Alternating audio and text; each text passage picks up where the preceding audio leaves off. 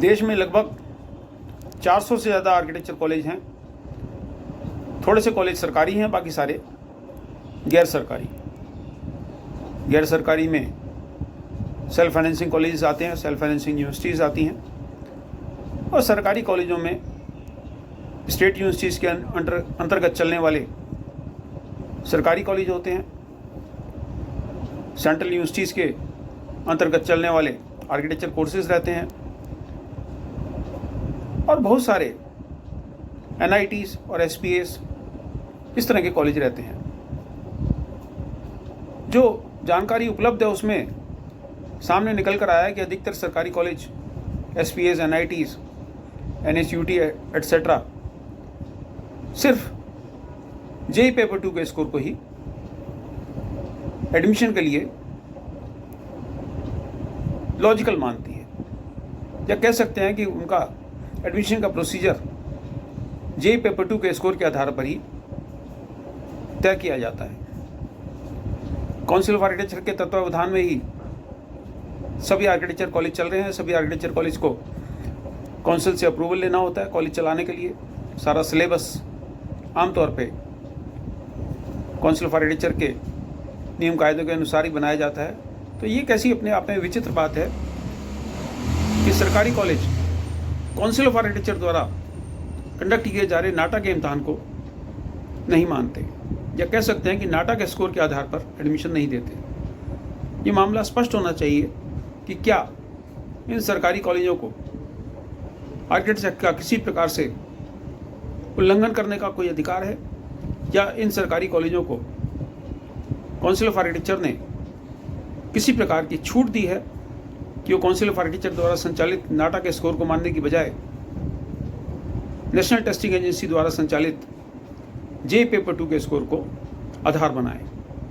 अब national testing agency ने ही NEET का इम्तहान आयोजित किया था। पिछले कई साल से नेशनल टेस्टिंग एजेंसी ही नीट का इम्तहान आयोजित कर रही है, और पिछले कई साल से ही नेशनल टेस्टिंग एजेंसी द्वारा आयोजित नीट के इम्तहान में गड़बड़ियाँ सामने आ रही हैं। इस बार भी नीट का जो इम्तहान आयोजित हुआ मई के पहले सप्ताह में, उसमें किस प्रकार से पेपर लीक हुआ, किस प्रकार की गड़बड़ियाँ सामने आई, वो आप सोशल मीडिया पे जाके देख सकते हैं। काउंसिल ऑफ आर्किटेक्चर को स्पष्ट करना चाहिए कि सरकारी कॉलेज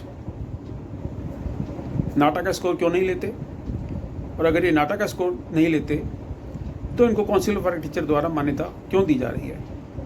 मैं ये प्रश्न पिछले कई साल से सीनियर आर्किटेक्ट से पूछ रहा हूँ। ये प्रश्न मैं कई बार से काउंसिल ऑफ आर्किटेक्चर के पदाधिकारियों से पूछ रहा हूँ, आज तक मुझे कोई उत्तर नहीं मिला।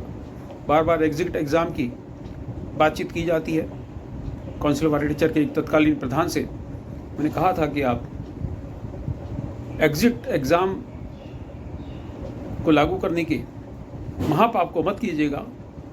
एग्जिट एग्ज़ाम के बारे में बता दूं कि लंबे समय से प्रयास चल रहा है कि आर्किटेक्ट्स को रजिस्ट्रेशन देने से पहले उनका एक एग्जिट एग्ज़ाम लिया जाए, और जो लोग उसमें उत्तीर्ण हों उनको ही लाइसेंस टू प्रैक्टिस का सर्टिफिकेट दिया जाए।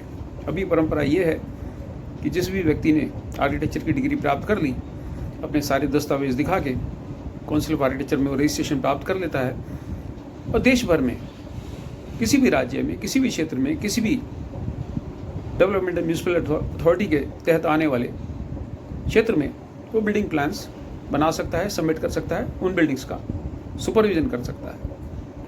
तो सारे देश के लिए सेम नियम होने चाहिए, सेम कायदे होने चाहिए, चाहे सरकारी कॉलेज हो चाहे गैर सरकारी कॉलेज हो। Minimum standards for architecture education का पालन सबको करना चाहिए, और अगर ये सरकारी कॉलेज काउंसिल ऑफ आर्किटेक्चर द्वारा बनाए गए minimum standards for architecture education का पालन नहीं करते, इसमें जो 2020 में अमेंडमेंट हुए थे, तत्कालीन एजुकेशन मिनिस्टर ने इसको, इन अमेंडमेंट्स को रिलीज़ किया था, इनका अगर ये पालन नहीं करते तो काउंसिल ऑफ आर्किटेक्चर को सोचना पड़ेगा, बल्कि सोचना चाहिए कि क्यों इन आर्किटेक्चर कॉलेज की मान्यता बरकरार रखी हुई है। सीनियर आर्किटेक्ट्स इस बारे में क्या सोचते हैं, आर्किटेक्चर कॉलेज के फैकल्टी मेंबर्स इस बारे में क्या सोचते हैं, कमेंट बॉक्स में टिप्पणी करके बताइए।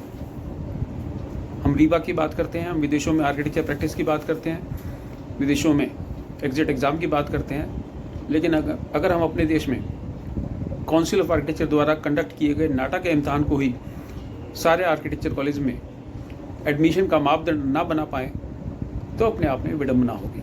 आपकी क्या राय है?